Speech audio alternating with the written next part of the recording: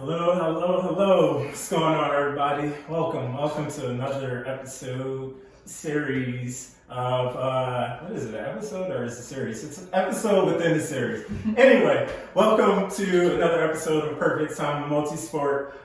Today I have I'm trying to figure out, like, what can I go into calling you? Like, the phenomenal coach, let me just start there, of Track Tuesdays and founder, Keshia. Keshia, thanks for joining me. Hey, thank you for having me. Thank you for coming again, especially during this 3-day weekend. While I'm sure everybody, had plenty of other things to do. Again, I really appreciate you coming. So with that, for the folks that don't know you, just tell us a little bit about you. Where are you from? I'm from the great city of Philadelphia. All right. City of brotherly love and sisterly affection. There we go. So I've been in the DC area since 2009. And I'll say, 2014-ish is when I got into distance running. Mm-hmm. During that time, I was transitioning careers. I was dealing with heartbreak. That's right. I was dealing with depression as well. And so, running became a avenue for getting through that. Okay. And then I want to say maybe 2 years later, Track Tuesdays started to form itself. I became an ambassador for Run for All Women, which uses running as a vehicle for social change. Yeah. And now I'm doing that, and then I'm also a steering committee member for the Global Women Run Collective, which has a mission of amplifying, connecting, and supporting women, just women globally, Right. who are run leaders. All right. So you out here. I am. I'm trying my best. There we go. I'm glad to hear. And again, that's what we try to highlight. People that are actually out here, people that have a story to tell. Actually, everybody has a story to tell. So making sure we find those folks so we can bring those folks to you to share that story. But like you said, being from Philly, and I know you got into the story about your running journey later on in life, but can we take a step back? Again, being from Philly, were you always a runner growing up, or was that something you came into as you got older? So when I was little, I wanted to do running. My mom, for whatever reason, was not having it, but all of my cousins and everybody used to do summer track clubs. Yeah. But in high school was when I finally got my shot to join the track team.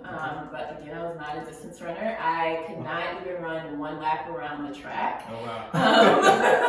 I remember there was this, for fun, they would like to form these 4x4s so the team could race each other. And I remember I was crying and heaving, I thought I was gonna die trying to get around that track. It was the worst. But then I ended up finding my place as a long and triple jumper. Okay. So that's kind of where I had more of my experience when I was younger. And I did that for a little bit in college as well. Okay. All right. So for the folks that are familiar with Philly, where did you go to high school at? Central, 264. We out here. All right. Cool. I'm from Philly, so I got to make sure we highlight that. And then you say you ran track in you were on the track team in high school, then you transitioned in college. What college did you go to? I went to University of Maryland Eastern Shore. Okay. HBCU. There you go. Always got to rep the HBCU. Yeah. Shout out to the HBCU. All right. Don't know what that means, but I'm sure if you know, you know.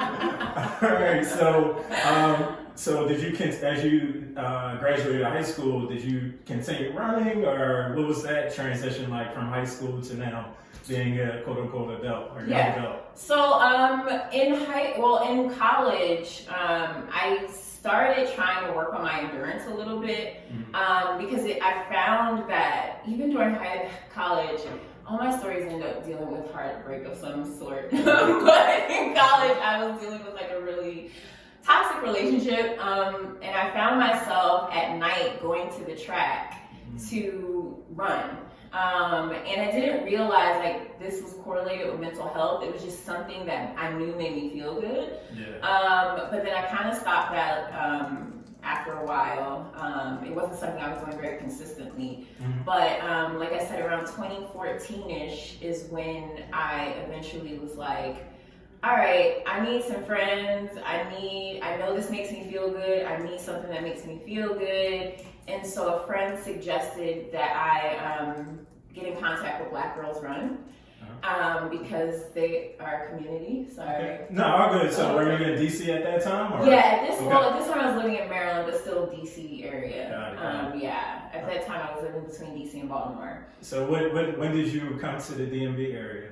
2009. So 2009. after I graduated from college, I did I was a restaurant manager. Okay. After college, and so I did some training in Philly for a little bit, and then they helped me move to the area. All right. What restaurant was it? Olive Garden. All right. Hey, there you go. I love the bracelets. I like, one of my best bracelets, we went to Olive Garden up in the Poconos before. Yeah. I got my shot. If anybody knows me, I love chicken and parm before a race. So, all right, cool. So now you're here in the DMV area 2009. Somebody introduces you to Black Girls Run. I know they have different chapters or groups. So which one were you a part of? So I started with the National Mall. Okay. So I did them on Saturday mornings. Shout out to the coordinators over there. They're still amazing. To this day, I keep in contact with them.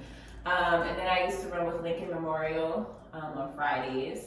And then I would just bounce around. So I was going to school in Baltimore during my transition while doing an internship in DC. So it was like whatever area I could find somebody to run with, depending on that day and time, I would just go to whichever one was meeting at that time. So all of their different locations had different times and meetups and stuff like that. So how long did you run with them, or do you still run with that group? I don't get to run with them as much anymore, but I was running with them for quite a while. Like I always pop in and out whenever I can make it to their groups. All right, cool. So when did you become like this longer distance runner? Was it through them, or what was that transition from going from in high school, college, and now you're going out to these group runs? And I know you do, half marathons. Yeah. What was that transition like? And that was them, Black Girls Run. They were like, just sip the Kool-Aid, you can do more. And I was like, no, I just want to do 5K, that's all I need. And they're like, no, look at you look so strong, like you can do this. And like the beautiful thing about those women is like they were breathing life into me at a time where like I did not feel good about myself. And having that community of women, like I never thought that distance running was a place for me. I never saw myself. I didn't know any like Black girl distance runners that like had the same frame or build or anything. And so it was like I'm seeing these women of all shapes and sizes, and like they believed that I could do it. And they loved me enough I saw it in myself and I wanted to do it. Yeah, I love that. So I know you said you were going through some stuff, and that's what they were like a really big resource. Yeah. I guess, again, perfect time. We really want to talk about those personal and vulnerable stories. So I almost want to apologize, but I don't. But can you talk a little bit about those things you were going through in that time and how they were actually helpful as you navigated that space? So during that time, like I said, I had, like, being a restaurant manager is really hard. You're working when everyone's playing, and it was hard trying to maintain like personal relationships. I was missing big events in my family and friends' lives. And then it was like, as a manager, it was like you were catching hell from all different directions. Upper management's upset with you, your guests are upset with you, your team members are upset with you. Like, it was just a mess. So it was like, that point, I felt like, man, I never felt like I was doing anything right. It was always somebody upset about something. And then like I said, I had a relationship that I was in, and my partner at the time was just kind of like, I don't want to do this anymore. And that was just like another crushing blow. And then as I was transitioning with school and work, or transitioning careers, it was also this thing of like, all right, I'm struggling with my schoolwork, and that doesn't seem to be going right. And it was just like that, the perfect storm of everything just crushing down on me at once. And many of us can attest to how running was there for us during really challenging times, and how like, you finish a run, you get that runner's high, and you just feel good. And I became addicted to that feeling. Yeah. So yeah. Cool. I love that. And for the folks that are tuning in live, feel free to ask questions at any point. We definitely have a system now where you can chime in. So if you're listening to this at a later time, you should have been here. So as you just mentioned, you don't really run with BGR as much as you would like to. So can you talk about some other folks that have been really helpful to you, especially in that, more so in the beginning stages of your running journey? Yeah, so for a while I was also running with District Running Collective. I met a lot of amazing people through there, did traveling. I guess that was my first introduction to what run crew culture is. So that was a pretty cool experience. And while I was running with them during that time, I started wanting to become a better runner. And that's kind of what transitioned into Track Tuesdays, because I wanted to get faster. Right. And I knew one of the ways to do that was by doing track workouts. Right. And so I had some friends who are like, all right, we'll go to the track with you on this day. And it became like a weekly thing that we just kind of started to do together. And when did you start that? So this year makes 4 years for us. So 2016, is when that kind of started. Yeah, and I didn't realize it's been 4 years, so I looked at like some old pictures and I was like, oh shoot. So for folks that may not know about Track Tuesday and they want to come out, is this something that they have to pay for? Like, what's that? Yeah, no. Track Tuesdays is completely free at this time. It's kind of a thing. It's special to me to kind of try to make this a free resource for folks.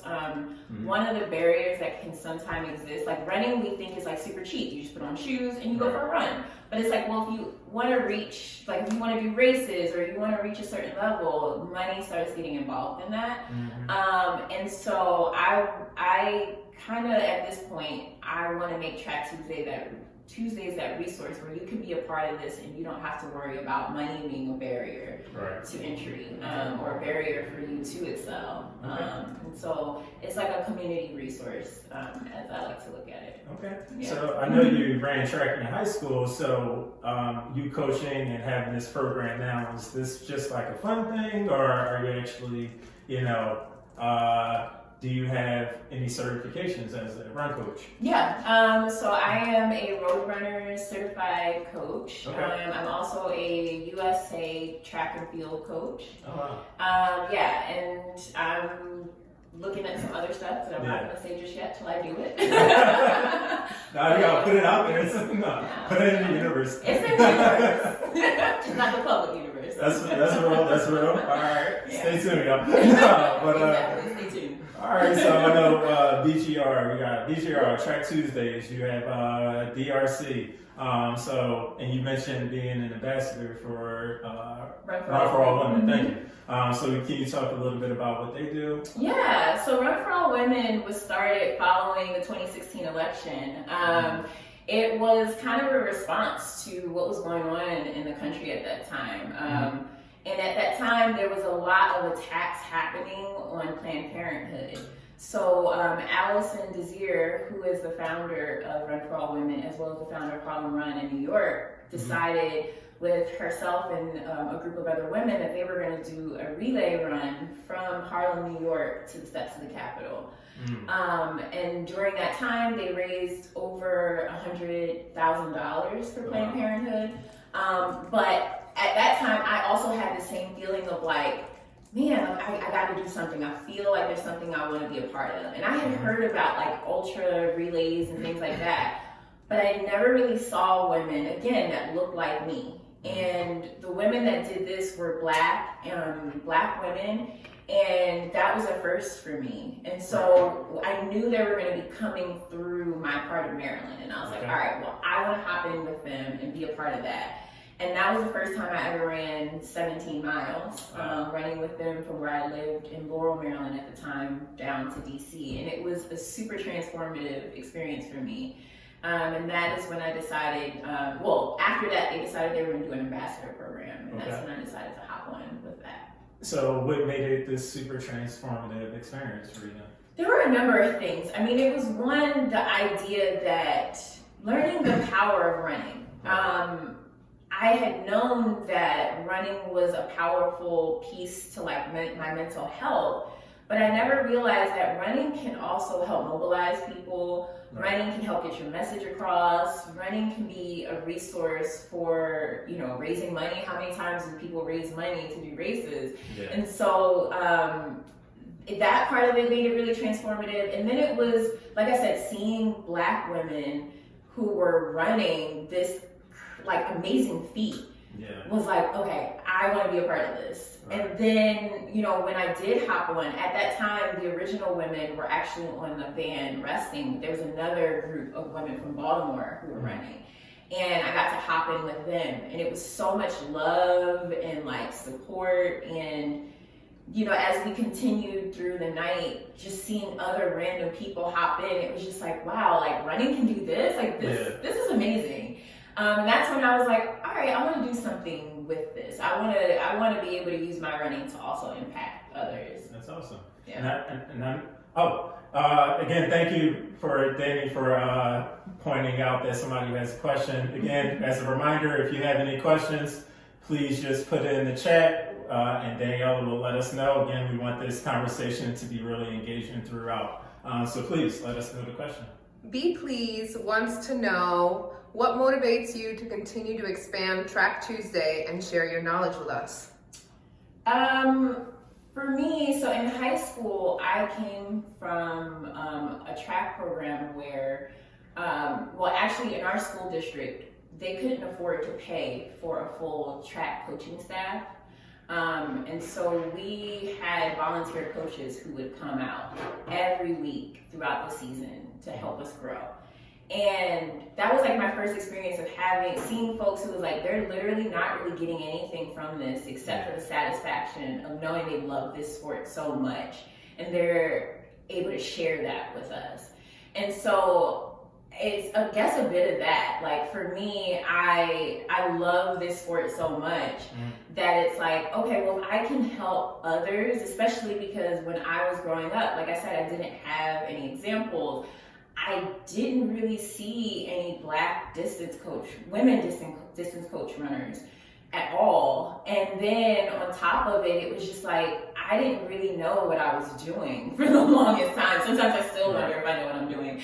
But it's been amazing to have other people who it's like, okay, if I can help you along this journey, then I want to be able to do that just because I love this sport so much. And if I can help somebody else reach their personal goals or whatever it is that they're aiming for, I want to be able to offer that to folks. Cool. Thank you, please, for the question. Staying on that, in that same conversation, I know when we did the pre-interview, you were saying that you felt uncomfortable being called a coach. Yeah. In this space where you are a coach. So can you talk a little bit about that? Like what brings this discomfort as the coach of Track Tuesday?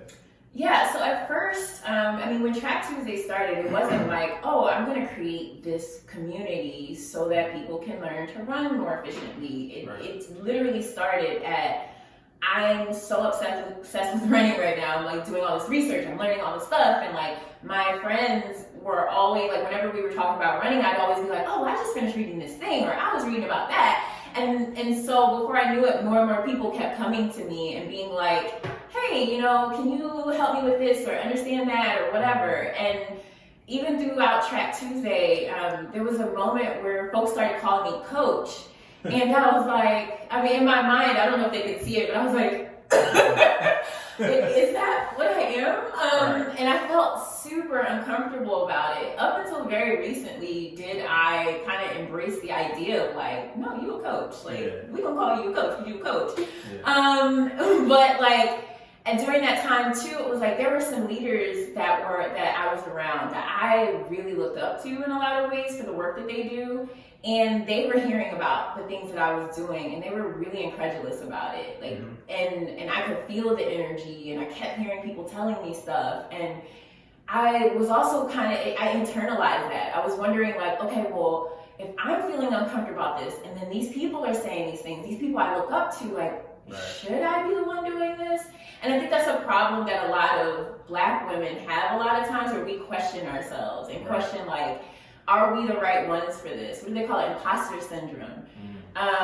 And it literally, probably maybe about a year and a half ago, did I start kind of being like, okay, yeah, you're a coach. Like, and I think it was another thing that was really transformative for me was when I was coaching with Girls on the Run, and they were calling me coach. And they were looking up to me. And I was like, you know what? I have the opportunity to be that representation that I didn't have and I didn't see. And so I started to just try to lean into that more.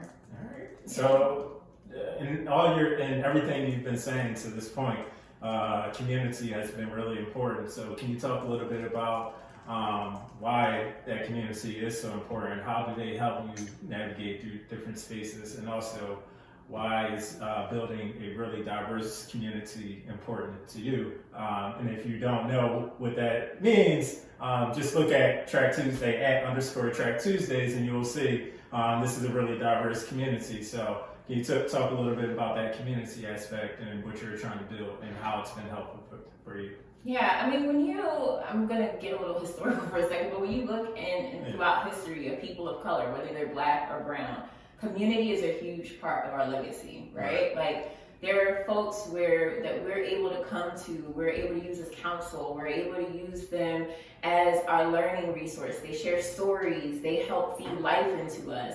And like I said, when I got my start through community. And I've had a lot of moments in my life where I felt so alone. And it wasn't until being a part of different communities that I started to realize, like, no, sis, like, you're not alone. Like, you have people who love and care about you. And so when I was going into these different spaces, in like the DC running community at first, there were a bunch of people that didn't look like me. And I felt like an outsider. Like, no one necessarily told me I couldn't be there, but like, I would walk into the meetup area and people would just stare. Or I would see them. I've even been at coaching stuff where the coaches will all talk with each other. And I could tell just from overhearing the conversations, they didn't already know each other. And I would be sitting there and no one would attempt to say anything to me. And, you know, these are ways, I know a lot of conversations are happening about, like, how do you foster diverse communities? But these are ways where people feel like, if you feel uncomfortable, like, it's already one thing that I don't see anyone that looks like me. But then when I'm sitting there, it's like no one's even attempting to allow me or help me feel like I'm a part of this. And so I felt that in other spaces too that weren't necessarily Black or white related type of spaces, where I felt like I was being treated like an outsider and I was being treated like I didn't deserve to be there. And so when, you know, Track Tuesday, I decided to allow Track Tuesdays to be a community. I realized this is my opportunity to create what I want to see or what I wish I would have had in my journey. And so I try to allow the space for us to, you know, for people to feel like themselves, to feel like they belong somewhere. And I just try my best to understand and respect that people have different experiences. I mean, even amongst abilities as runners, there's different experiences. So trying to take all of those things into account, because we all deserve a place where we feel like we're wanted, like we're valued, like people want us to be there. I love that. So going back to that question, when we think about diversity, right, it's definitely more than Black and white. So can you talk about what diversity means to you and the communities that you build? I mean, diversity it means a lot. I mean, it's so many, like you said, it's not always just Black and white, right? Like, I have Latinx folks who come out to Track Tuesdays. I'm also thinking about how can I make sure that they feel like a part of this community. I have runners who are running 6-minute miles, but I have runners that are running 13-minute miles. How can I make sure that those 13-minute milers don't feel like they're holding up the group or feel like they're not supposed to be there? Because there's also not a lot of running communities where sometimes everyone's running so fast and no one wants to be at the back or feel like they're like slowing up the process. And so it's always been very important that those folks feel very included. I've had a runner who used to come out, she was blind. And I was so used to, in my like descriptions, just showing people what I wanted them to do. And every time she came out, I realized like, oh no, like you gotta get better at using your words, because not everybody can see what you're doing. So how can you be much more descriptive? How can you make this so that she also feels included? So yeah, just really understanding, like, and even within that, like, we're Black folks, right? But I'm a woman, you're a man. We have different experiences, right? Making sure I'm being mindful of those experiences.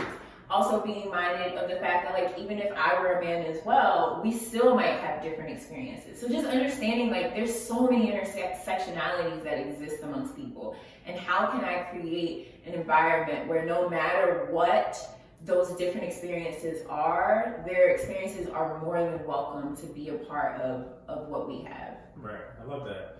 And as you build these community, and like you said, you're almost on 4 years, so this is definitely an opportunity to celebrate, and not only yourself, right, but the people that are in your community. So what does like celebrating those successes look like to you as a coach and an athlete?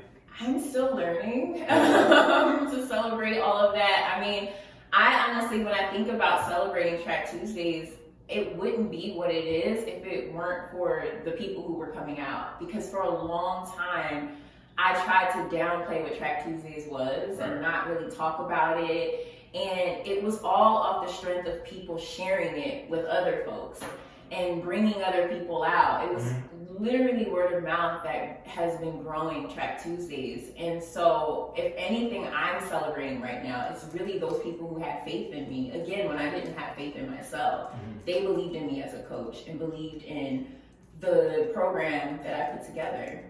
I love that. Just going over my notes, right? Oh, sorry. We do have a question in the chat, which is a great opportunity for me to look over my notes and the next question. So Keshia, Be Please has another question for you.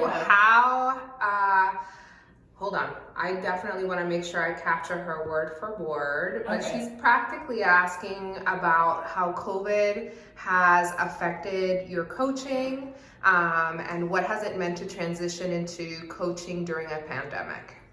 That's a really good question, because it is definitely, I mean, especially when it first started, like no one really knew how bad this was or how long it was going to last. Like there's so many up in the air questions. And so when it first started, I was wondering like, okay, do I have to stop Track Tuesdays altogether?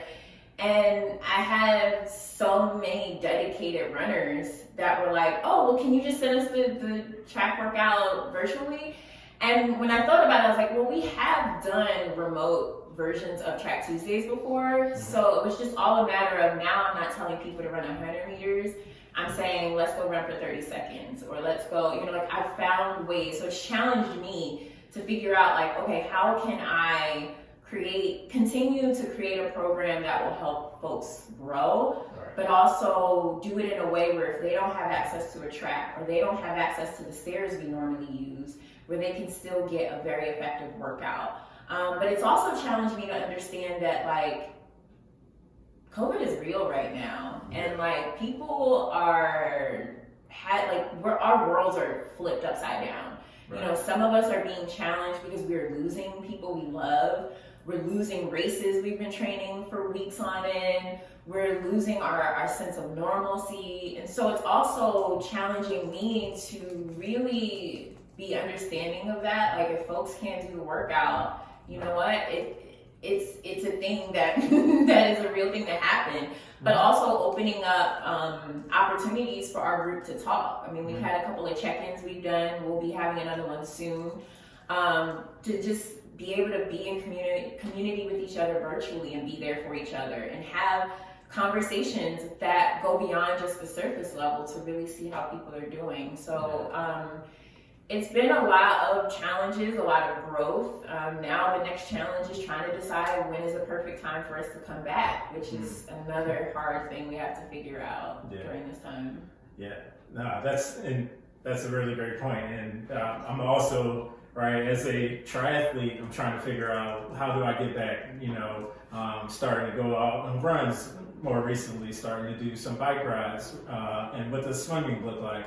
But also as an athlete, I know that you not only coach and run, but you're also a triathlete. So can you talk a little bit about that transition and how you came into the sport of triathlon? Yeah, so while I was running with a district running collective, there were a bunch of folks who started having conversations about triathlons. Yeah. And I mean, I heard the name maybe once or twice in my life, but I definitely never knew anybody who did triathlons. I barely knew any runners. So I got interested in like, okay, what does this thing they keep talking about? And that's when they brought up district triathlon. And so I got added to their group chat, which if you listened to last week's episode, you heard about that evolution. Yes. But I got joined to their group chat, and I was just following for a little bit because I was like, all right, well, I'll just cheer on some races since I knew, several people who were doing it at the time. And I lurked for a good year and a half, maybe two, before I finally was like, you know what, I think I'm ready to dip my toes into the water. And so I got some help, with getting a bike. Yeah. And, thanks to amazing friends, teammates, they started helping me with my swimming because I did not know how to swim at all. I'm still learning how to tread water. Shout out to the triathlons that are in pools.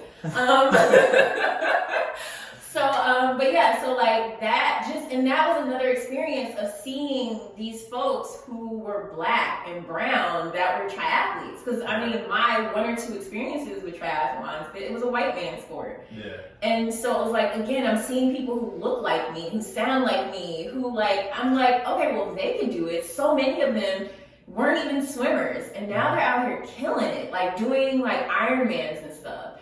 And so I'm like, all right, well, I think if they can do it, let me try to do it. And because I had that love of community, I was able to do a few. All right. Yeah. So when did you do your first triathlon? I did my first triathlon in 2018. It was Hagerstown. All right. Which I think is like the original district triathlon race. And that, like, first of all, I have to give a shout out to teammates because, like, one of my teammates, D-Don, met me at the pool several times to help me out. He gave me my first watch that was able to, like, track my swimming and biking, because one of the things that is like a barrier to triathlons is the expenses. Right. And I didn't have the money to afford some of these things. And so having someone who was just like, hey, you can have this watch, I'm getting a new one, was like a godsend. I still literally wear it today.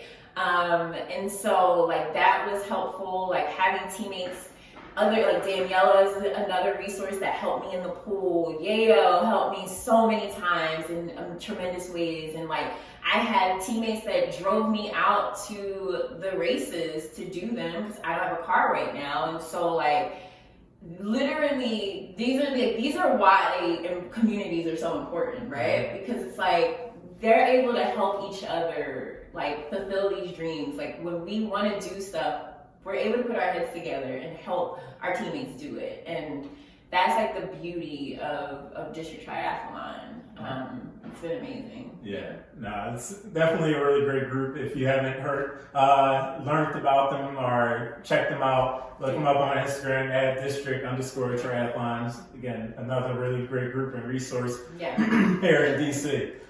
So we always come back to this community piece. So outside of sport, though, what are some communities that you're supportive of, and some things? Again, you're a coach, you're a leader in the community, and you're also an activist. So what are some community and folks that you're supportive of outside of sports? Well, I'm always going to be super huge support of Black women, and not just cis Black women. I'm here for queer Black women, trans Black women. I mean, women, femme-identifying folks, like Black folks in general. Like I'm out here for that.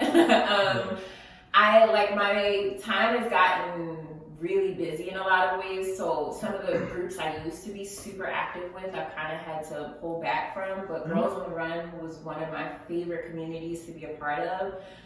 Because I had the opportunity to work with young girls, and most of them were Black girls, introducing them to distance running and teaching them about understanding their emotions and their feelings and like all the things I wish I would have had when I was growing up.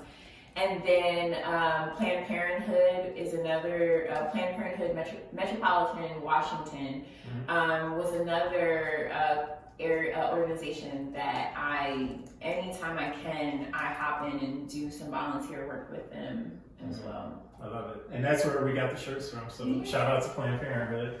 Amazing work, yeah. So I know I was actually talking to Daniela before this, and while we did the Juneteenth bike ride, for the folks that don't know, we did a Juneteenth bike ride a few weeks ago. Listen to episode 1 to hear more about that with Mashonda. But as we got to the Capitol, we had that moment of silence, and as we got up from the moment of silence, I know I said a few words, and I failed to mention some other folks that were affected by everything that's just going on. So putting myself on the spot, definitely apologizing for that, but also I just want to hear a little bit about why you felt the way you felt when I felt to acknowledge the Brianna Tellers and other people that are being affected by all that's happening. Yeah, I'm glad you put yourself on blast. Because in my mind, I was like, so he's just going to leave Breonna Taylor out? He's just going to leave Tony McDade out? Like, there's so many people. But yeah, I mean, I was like, you know, he's doing his thing. I'm not going to say nothing just yet. But we got to make sure we make this intersectional. But yeah, I mean, that stuff, it does bother me a bit when people get left out of these conversations, because, I mean, there's a lot of trauma happening to Black folks in general, regardless of whether you're trans, you're cis. Like, I mean, honestly, more is happening to our trans brothers and sisters, like, and trans siblings, I should say, because some people are gender non-conforming. But, and they get left out of the conversation all the time. I actually ended up getting into it with a close relative of mine because they felt like, listen, we talking about Black men right now, and so we just need to fall in line, like, that's what we need to do. And I'm like, no, like, folks don't get to put their identities aside. Like, I'm a Black woman, and when I step out onto the street, I not only get that aggression for being Black, but I also get another bit of aggression because I'm a woman. And literally, while all that was happening, I was dealing with people following me, people like getting like really, like, I was worried that I was going to be attacked during all of this while we are literally talking about police brutality and the trauma that Black folks are feeling at the hands of state policing. But it's like, there are also Black folks that are dealing with the trauma that they get from within our own community. And constantly those stories, those experiences get left out. And part of like what I've been doing, and I always try to do, is like bring that back to the forefront so we can talk about that. Again, definitely wanted to say I appreciate you for sharing that and, you know, putting me on the spot. You actually didn't say anything, but Daniel was like, hey, this happened, you want to make sure you acknowledge it. So I wanted to make sure I did that in this space. But as we think about that, what does that look like, again, for the running community? Have you seen folks not being represented, or if they come in spaces, they are not being welcome as they should be? One more time for me. So in your own spaces, how do you make sure those folks are being welcomed as they come to your space? I mean, I think one of the first things that I try to do is talk with folks. Like I mentioned, I had experiences where I showed up places and no one was talking to me. Many of times I've had it where it's like, you look around and you see everyone like smiling and hugging and whatever, and it's like, okay, I've been coming here for a few weeks now. Why is no one acknowledging me? Why do, you know, like, am I, like, does anyone even notice if I don't come here anymore?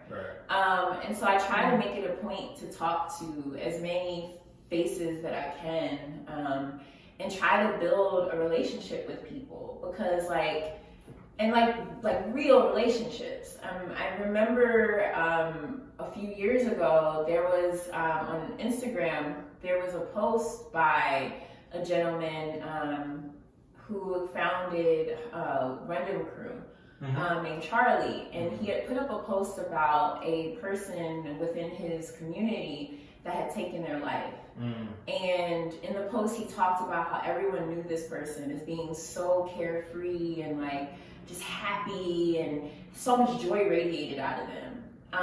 And they had no clue that he was suffering. Right. And that experience, actually, I still feel myself like getting emotional about it. I remember reading it and I cried. Because during that time, I felt like I'm in this community of people who they see me, they say hi, but they don't realize I'm hurting right now. Like I don't feel, I'm questioning if I should even be here anymore. And so it was that experience, and honestly, that's kind of what led into some of the other events that I do now. But that made me make it a point to say something to people, because we never know what people are going through, and so we want to try to, like, I want to at least try to talk with folks as much as I can, and just let them know, like, okay, you have someone here who cares about you. I love that. So you mentioned some of the other events that you do. Can you talk a little bit about that? Yeah, so one of the things that I do is through Run for All Women is called Running Conversations. Okay. And so that involves, like, we go on a short run, but then we get together afterwards. I partner with a licensed therapist, and we talk about different topics within mental health. Right. Like our last one that we did was on navigating grief. Okay. And many people think of grief as you lose a loved one. Right. But like folks don't realize like grief is just losing anything, it's loss. And I thought that was very important for now during COVID, when, like I said, you got people losing races, you got people losing their normalcy. And so that's one of the things I do. Another thing I do is called the Color Girl Picnic Series. Okay. And that's where I bring together Black women and women of color to have just real conversations. That sometimes has the structure of topics.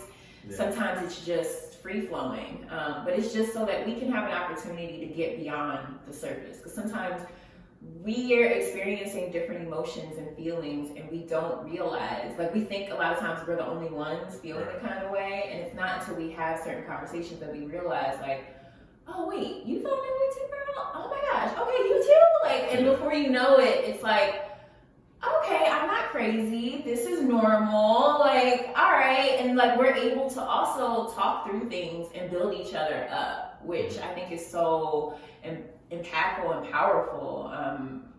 Yeah, it's been great so far, so I'm looking forward to that growing. I love it. And I'm looking for this quote because you mentioned a guy from Random Crew, and it made me think about the quote that I actually posted a few days ago. I should have written this down.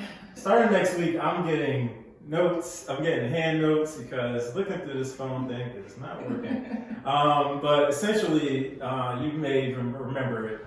It was the fact that if folks are not allowing us in the space, we'll create our own spaces. So definitely, as we are getting the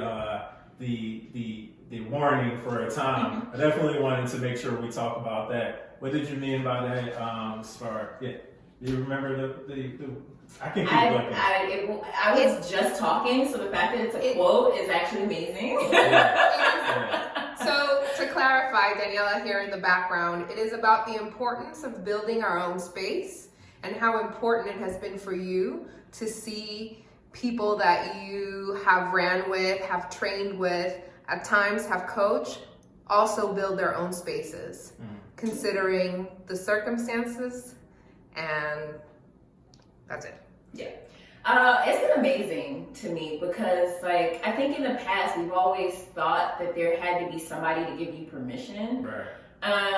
And I think one of the beautiful things that Track Tuesdays has shown me is whether you get that permission or not, if you're doing the shit you're already doing, I don't know if we can cuss or not, but if you're doing the things that you're doing, you don't need somebody to tell you you can keep doing it. Like, if this is what you want to do, make it happen. And because you have a community of people that support you, it can flourish. It can be something. And even if one person shows up, you can grow it into something beautiful. And recently, you know, I've been having a lot of friends that have been jump-starting stuff. I've had, you know, we talked about the Juneteenth ride. There's also the Juneteenth marathon the week before.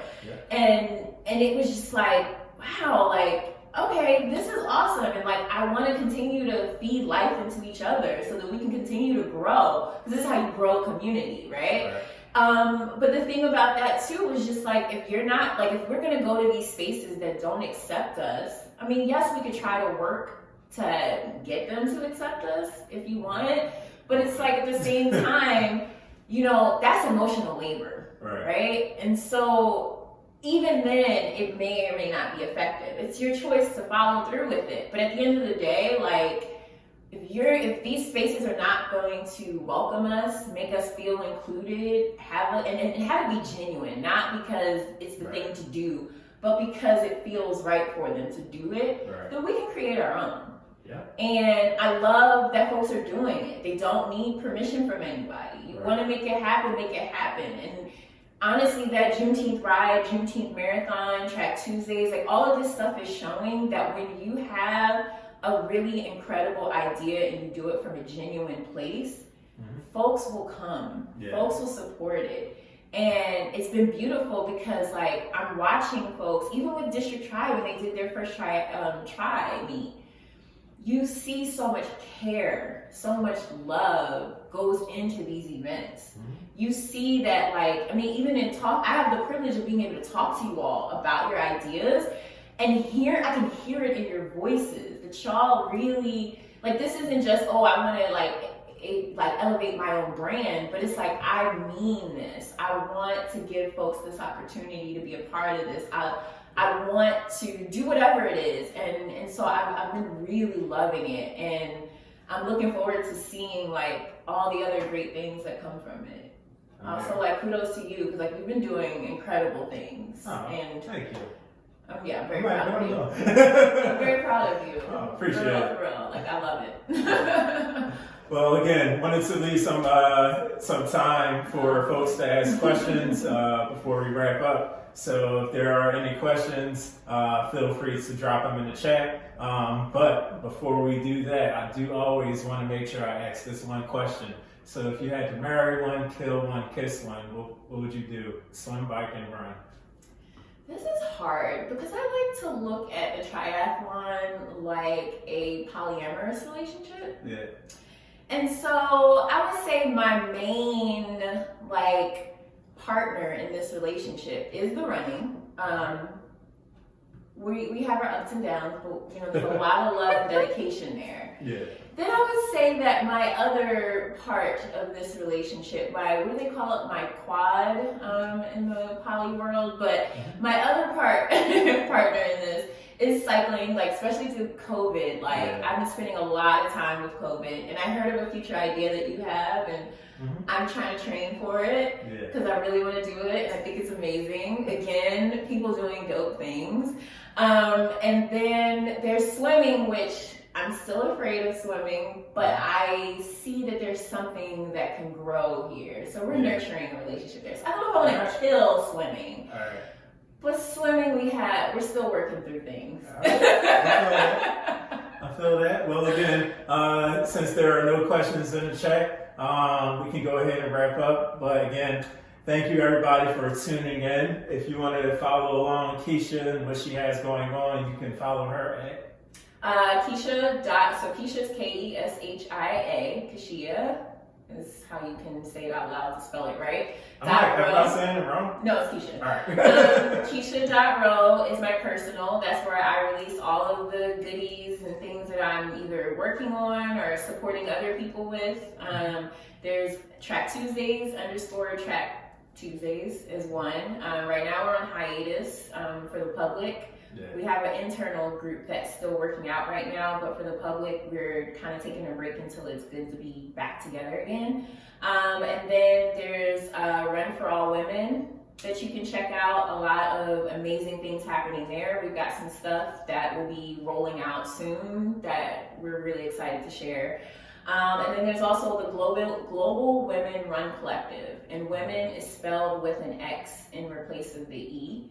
We're always sharing. I'm sorry. Why is there an X? Yeah. That is to kind of just show that we want to be inclusive of all women. Okay.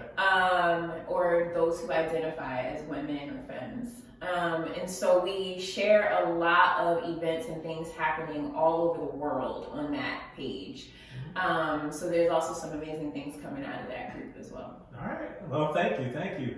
Again, thank you everybody for tuning in, whether you're watching live, watching on YouTube, our YouTube channel later, or you're listening on the podcast. You can follow me at ShipHappens215 or follow the podcast on Instagram at Perfect Timing Multisport.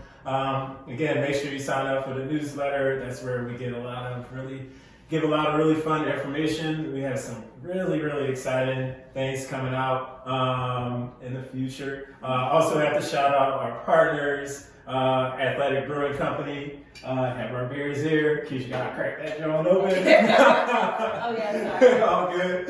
Athletic Brewing Company. So they have the non-alcoholic beers. Also Urban Athletic Club, and if you're in DC, it's a really great resource. So we have our free bi-weekly workouts. And then last, Philly Bike Expo. Being from Philly, I want to make sure I always have some connection up home. So we have the Bike Expo in November. So make sure you check out those things. Again, if you are tuned into the newsletter, you're subscribed, you can just see the logos, click on the link. And if you want your logo on our newsletter, hit me up. We can work something out. But make sure you build that relationship, because we're not out here just sharing information with people that we don't believe in. So take your time when you do that.